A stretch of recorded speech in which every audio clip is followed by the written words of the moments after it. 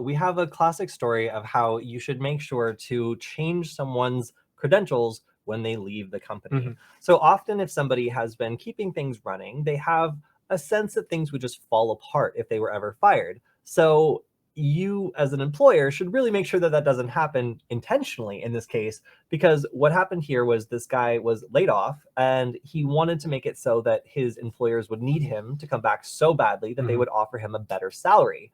So in order to facilitate this negotiation, he decided to do some very malicious things, like redirect the email to a totally unrelated domain to just take down all the email correspondence that was happening for this company, and also to lock the administrators out so that they basically couldn't do anything until they reached back to him and engaged with him.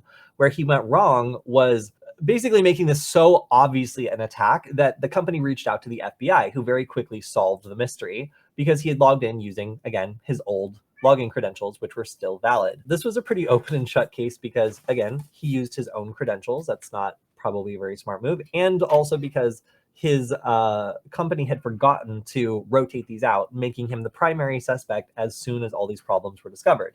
So in this case, he was sentenced to, well, looks like they're still figuring that out, but it's probably not going to be very good for him because it's 10 years of prison time and $250,000 of potential punishment he might get, but we still are waiting to find out how much.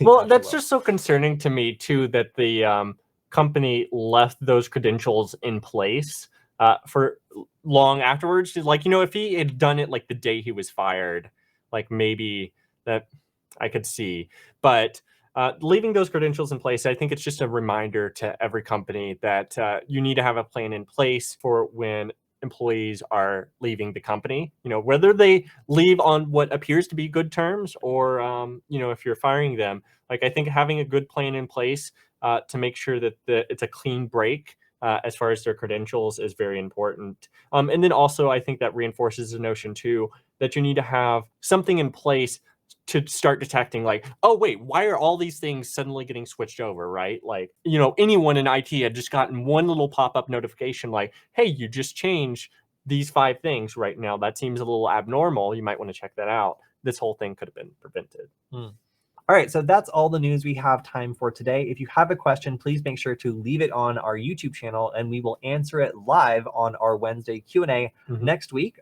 with either Michael, our cryptozoology expert, or Alex, our prototyping and hacking expert. A big shout out to Veronis for letting us do this stream every week. If you like it, make sure to comment on the LinkedIn, the YouTube. Let them know that you like the stream, and we will keep doing it. All right, we'll see you next time. Bye.